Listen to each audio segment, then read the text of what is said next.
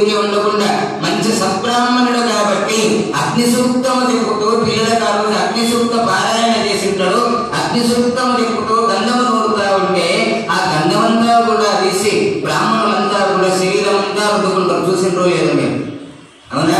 సప్త చక్రాంతరములని 7 చక్రాలు శరీరం మీద కొట్టుకొని ఉంటారు. అన్నింటికీ కూడా గంధ లేపనము చేస్తూ ఉంటే ఆ రోజు రాఘవేంద్ర స్వామి అగ్ని సూక్త పారాయణ బ్రాహ్మణులందరూ భోజనము చేద్దాము అనేసరికి పెయ్యంతా కూడా బొబ్బలే శరీరం అంతా కూడా కుదుపుడు. అయ్యో గంధము పెట్టుకోగానే మా దేహంతా కూడా మంటలుగా అవుతున్నది అంటే ఆ పక్కింటి బ్రాహ్మణుడు వచ్చి మంత్రాలయం రాఘవేంద్ర స్వామిని వేధిస్తున్నారు అంటే అప్పుడు రాఘవేంద్ర స్వామి మళ్ళా వర్ణ సూక్తాన్ని చెప్తూ గంధము నూరి ఆ గంధం అందరికి ఇస్తే అందరూ ఒక్కసారి ఇట్లా రాకిందో లేదో శరీరం అంతా కూడా చల్లగా అయిపోయిందంట. అట్లా మహాత్ములకే గురు రాఘవేంద్ర స్వామి అందరికీ కూడా తెలియాలి. మహాత్ములు ఎవ్వరు కూడా ధనవంతుని యొక్క కుటుంబంలో పుట్టలేదు. చూడండి, ధనవంతుని యొక్క కుటుంబం ఎట్లుంటది? 2 కోట్లు చేయాలనే ప్రయత్నం చేసినోడే కానీ ఏ శరణుడే కానీ చూడండి ధనవంతుని యొక్క కుటుంబంలో పుట్టలే. సామాన్యమైనటువంటి శైవ బ్రాహ్మణ కుటుంబంలో పుట్టినటువంటి వాడు తన తెలివిని మెచ్చుకొని బిజ్జరుడే మంత్రి పదవిని ఇస్తే తీసుకున్నాడు కానీ తానే సిరి సంపద కలిగినటువంటి కుటుంబంలో పుట్టలే. అవునా కదా? అట్లా గుడ్డాపురం దానమ్మ కూడా ఆ యొక్క తోటలో కూర్చొని శివ పూజ చేస్తూ స్నానము చేసి అమ్మవారి జీవితం మొత్తంలో కూడా బట్టలోనే అమ్మవారే. ఇప్పటికి అందరం కూడా మనం లేక లింగంకాయ బంగారం కానీ లేక మంచిగా వెండి కొత్త లింగంకాయ తెస్తే మంగళసూత్రం కంటే మీదికెత్తి చూపిస్తాం. మనం చూపిస్తామా లేదా? కొత్త కొనుక్కున్న చెప్పులుంటేనే మన నడవడిక వేరే ఉంటుంది. ఆ రోజు పాత చెప్పులకు వేరు, కొత్తగా ఉన్న చెప్పులకు ఏ విధంగా నడుస్తామో మీరే గుర్తు తెచ్చుకోండి.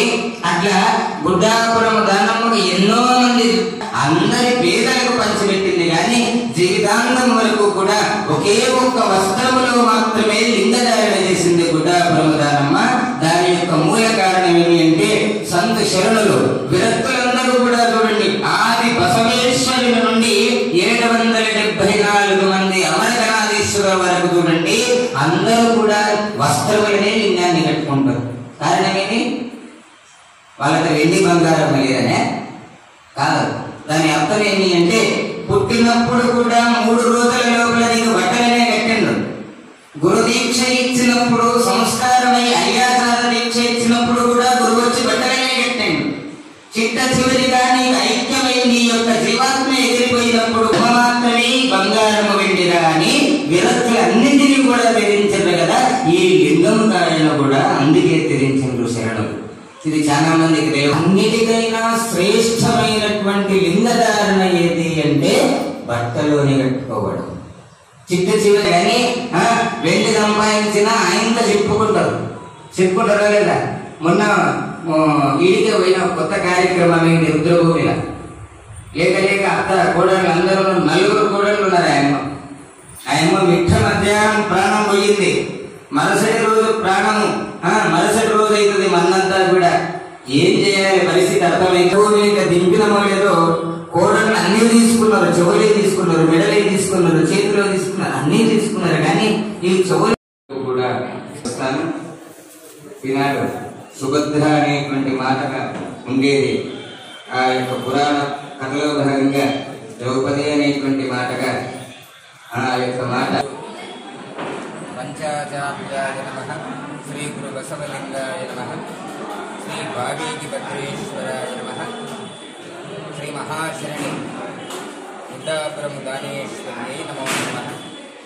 సమస్త తాండూరు పరివాహక సద్భక్త మహాశయులు సతీమ తల్లులు శరణిమూర్తులకు అందరికీ కూడా తెలియజేయడం ఏమనగా గత 10 రోజులుగా శ్రావణ మాస ఆరంభము నుండి కూడా నేటికి 10వ రోజుగా 774 మంది అమరగణాధీశ్వరుల్లో ఒకరైనటువంటి గుడ్డాపురము దానేశ్వరి మహాదేవి పురాణం మరియు అత్తమహాదేవి పురాణం భావీకి భద్రేశ్వర దేవాలయంలో వీరశైవ సమాజము అక్కన బడగ వీరశైవ యువదేవుల వారి ఆధ్వర్యంలో మరియు కమిటీ దేవాలయ కమిటీ వారి ఆధ్వర్యంలో అత్యద్భుతంగా నిర్వహించడం జరుగుతూ ఉన్నది.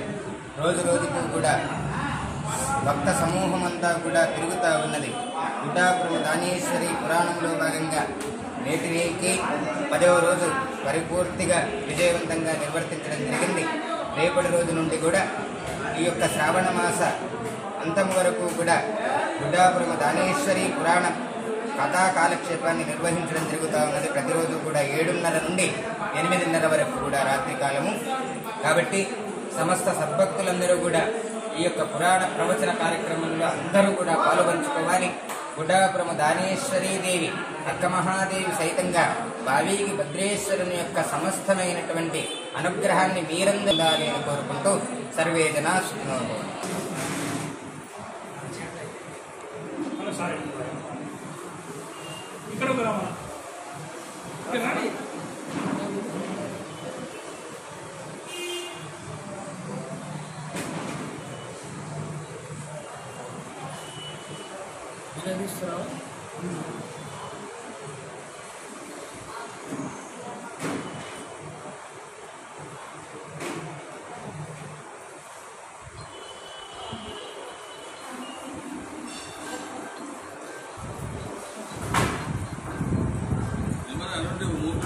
वीरशैव धर्म के वीरशैव धर्म के माता की गुड्डापुर दानम्मा माता की